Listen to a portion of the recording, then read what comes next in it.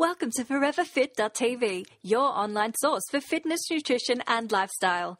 Hey, welcome listeners to your favourite health and fitness podcast, ForeverFit.tv. This is a weekly show dedicated to bringing you the best advice to help you get in the best shape of your life. I'm Nicola Reilly, a personal trainer, nutrition and lifestyle coach, and joining me today is Fallon.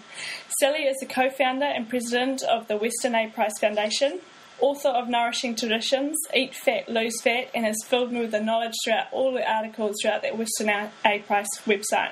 This is a website that is an absolute goldmine of information, and Sally's, in my eyes, is the traditional nutrition queen, and it's a huge privilege to have you on the show. Welcome, Sally.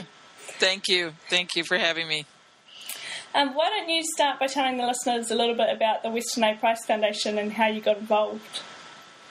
Okay, the Weston A. Price Foundation is named after a nutrition researcher named Weston Price, who traveled the world in the 30s and the 40s trying to answer the question, what is a healthy diet? And he found 14 healthy populations as evidenced by their beautiful teeth, absence, freedom from tooth decay, and freedom from dental deformities. And that means that all their teeth were straight. And by the way, he did visit New Zealand and Australia in those journeys.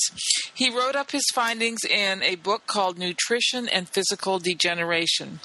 We've named our foundation after him, and we promote the discoveries that he found about traditional diets, plus all the research, good, unbiased research on nutrition. We like to say that we show the scientific validation of traditional foodways. So we started the Weston A. Price Foundation in 1999. We're still going strong with over 16,000 members. We publish a quarterly magazine. We publish a shopping guide, lots of educational materials, and we have chapter leaders all over the world, almost 600 chapters, helping people find the kinds of grass-based and non-toxic animal products that we recommend, including raw milk. And we have a number of chapters in New Zealand, as a matter of fact. So we also put on a yearly conference. So that's the Weston A. Price Foundation. Our website is westonaprice.org. That's WESTONAPRICE.org. And as you say, it is a gold mine of information. Everything we've ever published in our journal is on the website. Great. Well, so why is teeth something that's so important to be looked at with health? Like, why would he be coming into New Zealand and looking at the traditional diets in relation to your teeth? Well, he was looking for people who were still eating their traditional foods, who hadn't started eating Western foods, because the minute these people started eating what he called the foods of commerce, the displacing foods of modern commerce, they developed tooth decay, and then in the next generation, their faces were more narrow, they had crowded and crooked teeth, and all sorts of health problems, starting with tuberculosis, but all sorts of health problems, including difficulty giving birth to children, whereas that was very easy among the traditional people. So he had heard that there were groups of Maoris that still were eating their traditional diet, and he found them and took photographs of them. He counted cavities, and he said that the Maori were one of the most physically perfect races on the face of the planet, as long as they were eating their traditional diet, which was, of course, very high in seafood. They had the kumara for their carbohydrate food. They had the pig, which was a very important part of their diet, and then various types of plant foods. Wow. So conventional nutrition is quite different to the work of Dr. Price. Can you explain what the differences are there? Yes. Good question. So conventional nutrition today warns people not to eat a lot of animal foods, and particularly animal fats. They warn us against nutrient-dense foods like organ meats, cod liver oil, raw milk, butter, egg yolks, liver, all the and fish eggs and shellfish, all the really nutrient-dense foods that these traditional peoples all over the world valued as being critical, especially for having healthy babies, our government demonizes, and people turn away from these foods. Most people think that animal fats are bad for you. We go to great pains to show that animal fats are not only good for you, but really the basis of any healthy diet. They have to be there for your diet to be healthy for you. So what do you think is the major problem with nutrition today, and like what you said? Yeah, the major problem with nutrition today is that it's wrong. The advice they're giving is just completely wrong in almost every respect, and that's because it's been taken over by the food processing industry.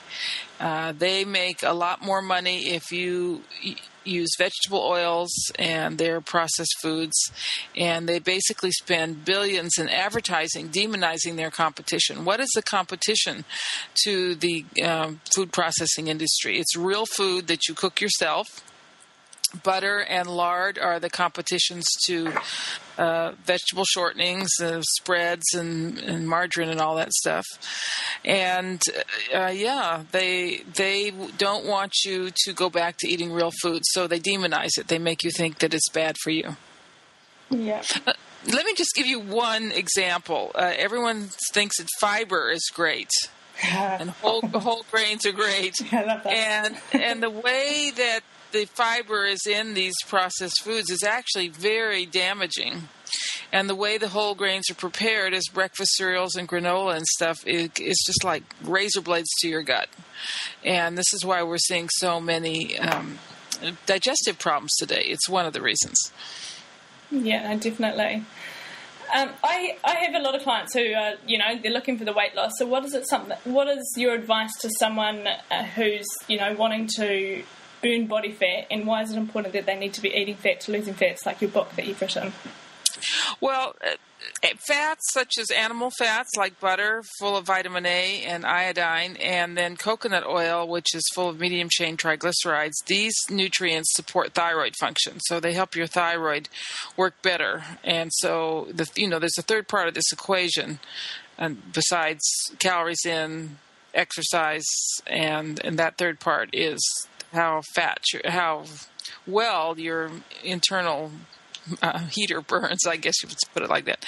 And so animal fats and coconut oil supply what you need to have your metabolism good and robust and good high temperature. You want your temperature around 98.6 degrees. The other thing about these fats is that they're satisfying. And so when you eat a meal that has these fats in it, you get full, your appetite is satiated, and you don't feel like any more. And so it is easy to limit what you eat because you just don't want to eat anymore, not because you're using willpower. Nicola, I will say this. Our diets, our suggestions will not make you really thin because it's not healthy for people to be really thin. Yeah, and make you fat, but they will make you the right size for you. Yeah. Not necessarily the size in the advertisements. Yeah, and that's the thing that's getting across is that people need achieving optimal health for them, and we need fat to do that. Actually, when you look at insurance, death rates, and even in many of the studies, they find that the healthiest weight is actually a higher weight than what they tell us it should be, especially as people get older. If people don't, especially women, if they don't gain a little weight as they get older, they get very frail. And elderly people should be hardy and robust. Yeah. So we're going to the opposite end of that. I get a lot of questions about sports nutrition, in particular for children. So what would your advice be for parents with aspiring athletes at home training hard? Like they're confused with conventional nutrition and what's been told to them in the schools, but they, what sort of advice would you have for them? Well, the most important thing for these athletes is, again, a nutrient-dense diet with plenty of emphasis on the fats. A lot of coconut oil in the diet would be great. They should have liver a couple times a week, lots of butter. They should be taking cod liver oil because exercise depletes vitamin A. And we get very, very little vitamin A in the standard Western diet today. I think it's very important to look at what the children are drinking Obviously, you don't want them to be drinking sodas, but just drinking water is not good for the athlete either because they can get very depleted. We recommend the lacto-fermented beverages, homemade sodas that are brewed. They're not alcoholic, but they are brewed beverage, like your old-fashioned ginger beer. Or something called kombucha, which is now very popular in the United States. Yeah. You've mentioned already as well about the vitamins A, D, and K, and these are in really high levels in traditional foods. Where do we get them from? Yes. And why is this such an issue with the modern diet? Okay, so just to back step a little bit, Dr. Price measured, he did analyses of the diets of these healthy people all over the world. And the diets were very different. The diet of the Eskimos is going to be different from the diet in the Swiss Alps, and it's going to be different from the diet in the South Seas. But what he did find was that these diets were very high in minerals, and particularly high in 3 vitamins that we call the fat-soluble activators. These are vitamins A, D, and K. Levels were 10 times higher in the traditional diet than in the modernized diet. And so where do we get these vitamins? Well, we get vitamin A from foods like liver, the fats of grass-fed animals like butter, egg yolks. We get vitamin A from certain types of seafood. We get vitamin A from cod liver oil. Now, does this sound familiar? It's the same foods that are being demonized everywhere. Vitamin D we get from shellfish, foods like shrimp. We get it from butter and egg yolks from grass-fed animals. We get vitamin D from certain organ meats and from cod liver oil. All these are demonized foods. And vitamin K is the really interesting one, which we get from these same foods, the fats of grass-fed animals. Cheese is very high in vitamin K. And certain types of fermented food like sauerkraut will also provide vitamin K. Right. And butter is one of those big ones that you've mentioned quite a lot. So why is this the perfect fat for us to be consuming? Well, it's the fat that's designed for warm-blooded animals. Butter from grass-fed animals will provide us with vitamins A, D, and K. It provides us with lots of minerals. It's a very good source of zinc, of vitamin E, a very good source of iodine. And it has a really nice fatty acid profile. It's a very stable fat, and it contains about 11% of medium-chain triglycerides, which are very helpful for weight loss. Yeah. Ghee is something that's quite similar as well. What's the difference between butter and ghee? And if someone can't tolerate the dairy, should they be consuming ghee? Right. So ghee is butter with all the milk solids taken out. And if you're one of these people who's very sensitive to dairy foods, then you would want to use ghee rather than butter. And you'd still get the same benefits. Okay. Well, carrying on with the dairy, why is it that some people can't tolerate pasteurized milk, but they could drink raw milk? What's the difference between the two? Okay, so when you heat milk, the proteins in milk are very fragile. In raw milk, your body recognizes these as proteins that are familiar, that it can use. And once you pasteurize, these proteins become warped and distorted, and the body says, oh, these are foreign proteins, and I need to mount an immune response. So the proteins become very allergenic when you pasteurize. And it's interesting, the market for fluid milk in the United States is declining at 1 to 3% per year. It has done so relentlessly for 30 years. This is a food that fewer and fewer people can actually tolerate. So the industry really does have a problem. It knows that its milk is inedible or undrinkable, but they don't want to go to raw milk because then they wouldn't have control anymore. The farmers would be able to sell directly.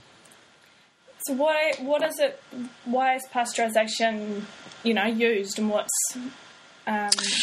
is it so common? Well, it's a complicated story. I mean, there were plenty of good intentions with the pasteurization movement. People who thought, well, this way we can have milk at a less expensive price and we know it's safe. But there were some ulterior motives, such as the actual pasteurizers. They thought that milk was pasteurizing milk was going to be great because it would allow them to get control of this whole industry. The myth that pasteurized milk is safer persists to this day, and it's really ironic because the only deaths from milk in the past 40 years have been from pasteurized milk, and there have been quite a few of them. There have been no deaths from raw milk. Along with the questions about, the dairy and things comes protein powders. So what are your thoughts on Okay, so I talked about how important vitamin A is, and the quickest way to deplete your body of vitamin A is to eat a lot of protein. So that would be lean meat, egg whites without the yolks, skim milk, or protein powders. And they really are very dangerous. I can't tell you how many people have told me after they got on these protein powders that they developed an autoimmune disease, some kind of liver problem, or even cancer. And that's exactly what you would expect because the protein powders deplete vitamin A. And, the thing is, in the Western diet, protein is not the problem in the Western diet. We have plenty of meat and eggs and cheese and milk in our diets, and we do not need to be taking in more protein. The really critical thing in our diet is to get good quality fats. Right. So how much protein can we eat? Is this something we need to be watching out for? Yeah, well, it should be 15 to 20% of your diet by calories, and that means you can have some meat at every meal. I think it's sort of hard to say how much, but if you eat your meat with the fat, so if you eat your steak with the fat, you'll eat the right amount of meat. Yeah. You'll know when you've had enough meat. Yeah. Same with eggs. Eat the whole egg. In fact, we put extra yolks in our scrambled eggs. If you consume dairy products, they should always be whole dairy products, full-fat dairy products. So eat the foods the way they come in nature, and you really won't go wrong. Yeah. Why do we need saturated fats, especially people with autoimmune issues and inflammation? Well, saturated fat is the kind of fat that your body wants and needs. All your cell membranes need to be at least 50% saturated. The lungs can't work unless the surfactant in the lungs is 100% saturated. Kidneys can't work. You can't put calcium down in the bones without saturated fat. I mean, you need saturated fat for everything in the body. And if you don't eat saturated fat, two things are going to happen. First of all, you're going to crave carbohydrates because your body can make saturated fat out of carbohydrates. But secondly, you'll be missing the vitamins and the other nutrients that come with the saturated fats. Yeah. And so going on to the topic you kind of discussed before with grains, how do people eat grains if they want to consume them? Say, for example, porridge. How's somebody going to go about having porridge for breakfast? Okay, so one of the things the Weston A. Price Foundation does is look at how peoples all over the world prepare their foods. You there? Yep. Oh, okay, you've disappeared. Hang on. Let's look at how people all over the world prepare their foods. And one of the themes that we find wherever you go in the world where people eat grains, they eat them only after a very careful period of preparation that involves either soaking in an acidic medium or the sourdough bread process, the true sourdough bread. This amounts to a type of fermentation which breaks down all the irritating components in the grains. There's a lot of things in grains that block protein digestion, block mineral absorption. There are lectins, for example, which are very irritating to the gastrointestinal tract. All these are, and gluten as well, all these are neutralized by the proper preparation techniques. So, for example, if you would like to have porridge for breakfast, we suggest that you soak it overnight in warm, slightly acidic water. So that would be water with a little bit of lemon juice or vinegar added. The bread that you eat should be a true sourdough. That means a long, slow fermentation of the flour before it is cooked. And these processes make turn the grains from something that is toxic and could be harmful into something that's truly nourishing and life-supporting. And as I said, we find this all over the world, and even the animals who eat grains. You may say, well, they don't do this, but yes, they do, because they have extra stomachs. And in those extra stomachs, they have special microbial life that ferments the grains once again. Yeah. And I mean, it's really important that they prepare these themselves, isn't it? Because the mainstream grains and the something that may be called sourdough on a shelf may not be a traditionally prepared one. Well, see, we do a shopping guide in the United States where we, for example, list all the true sourdough breads that are available. But let's just give you an example. A recipe from my book, Nourishing Tradition, is for sourdough pancakes. You buy the wheat berries, you grind them fresh into a flour, and you soak them overnight in equal parts of a good quality yogurt. And that really hydrates the flour and neutralizes the anti-nutrients. And the next day you add your beaten eggs and baking soda and so forth. Now, it's interesting because if you make pancakes out of whole grain flour and you don't soak it, they'll be like a rock in your stomach. They'll be so heavy. But these pancakes are as light as they can be. You can't believe they're whole grains. You sort of think you're eating white flour. Yeah. Sounds nice. Yeah, those pancakes are a very successful recipe in my book. And then you can make tiny, thin little pancakes and put them in the oven, let them dry out. We call them crispy pancakes. And they make a beautiful cracker or even like a cookie. Yeah, definitely. Raw food is a really hot topic at the moment. Is this something that we should be including more into our diets? And did traditional cultures... can you explain how traditional cultures cooked and...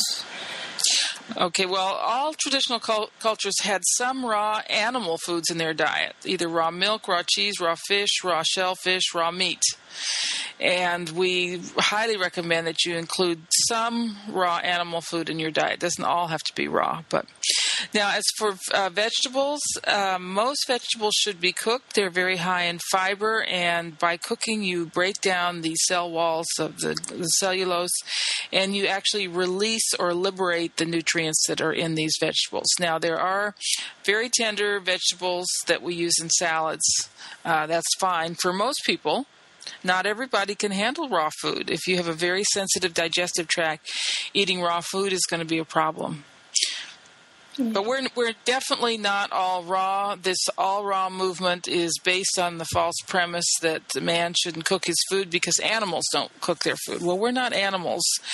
And in fact, all traditional cultures cook some or most of their food. Even in the South Seas, where they didn't have to build a fire for warmth, they built a fire every day for cooking. Yeah.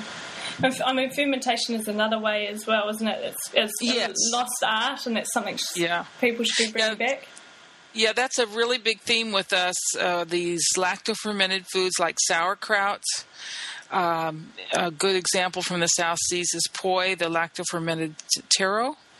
And all traditional cultures had lacto-fermented foods eaten in small amounts like condiments, and these foods provided the intestinal tract with good bacteria and enzymes and for keeping our digestion healthy. Yeah. Why is organ meat such a valuable food as well as your bone broths and getting back to those sorts of foods? Well, organ meats are 10 to 100 times more nutrient dense than meat. So you get that nutrient density by including organ meats in your diet as much as you can. And I know this is hard for people today because we are not used to these, but everyone can get used to a good pate, duck liver or chicken liver pate. One of my favorite organ meats is bone marrow, which is delicious when it's fixed properly. So there are definitely some ways to include organ meats in the diet. The steak and kidney pie, of course, is a familiar one to you. You also mentioned bone broth. This is another theme that we find the world over. Anywhere they cook bones and make a broth and use that in soups and stews, gravies, and sauces. And we've done a lot of work on the health-giving properties of gelatinous or gelatin-rich bone broth. It's very healing to the digestive tract, helps us digest our food, helps heal bones and joints. And we even have some new information indicating that the glycine, which is the major amino acid in broth, is important for mental health. So there's a lot of reasons why we need to be making chicken broth the way our grandmothers did. Yeah, no, definitely. I love my bone broth each day. You've also talked about cod liver oil.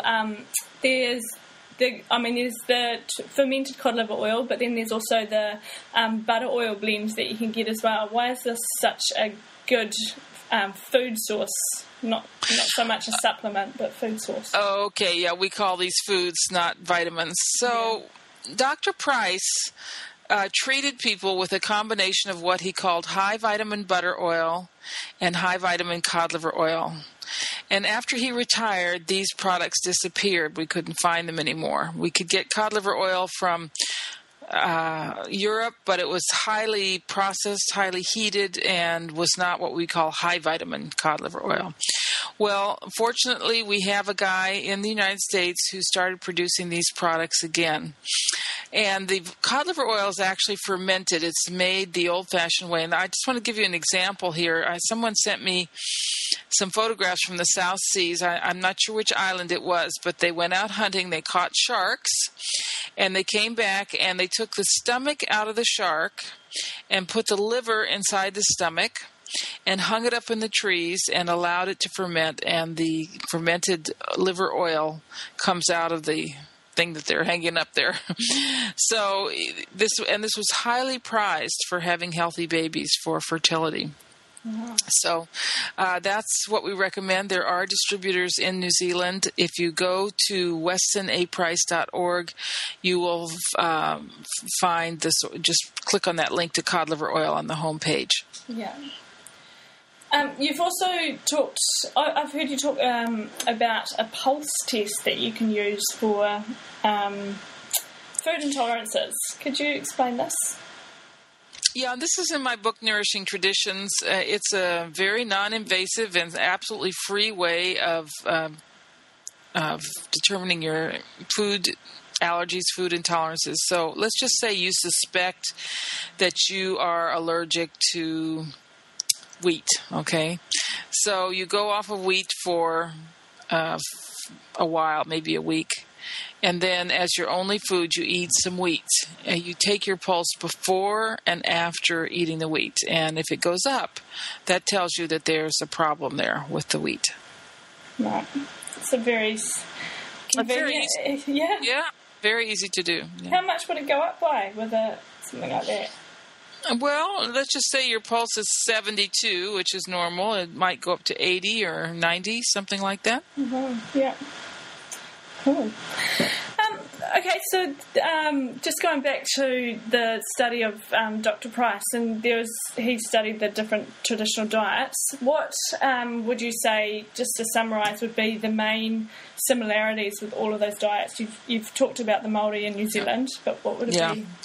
Well, the main similarity that he found was very high levels of minerals and vitamins A, D, and K, what we call the fat-soluble activators, and these were in the nutrient-dense foods that they particularly prized for preconception, pregnancy, lactation, and growing children. So these would be foods like liver, fish eggs, fish livers, fish liver oils, eggs, and butter fat from grass-fed animals.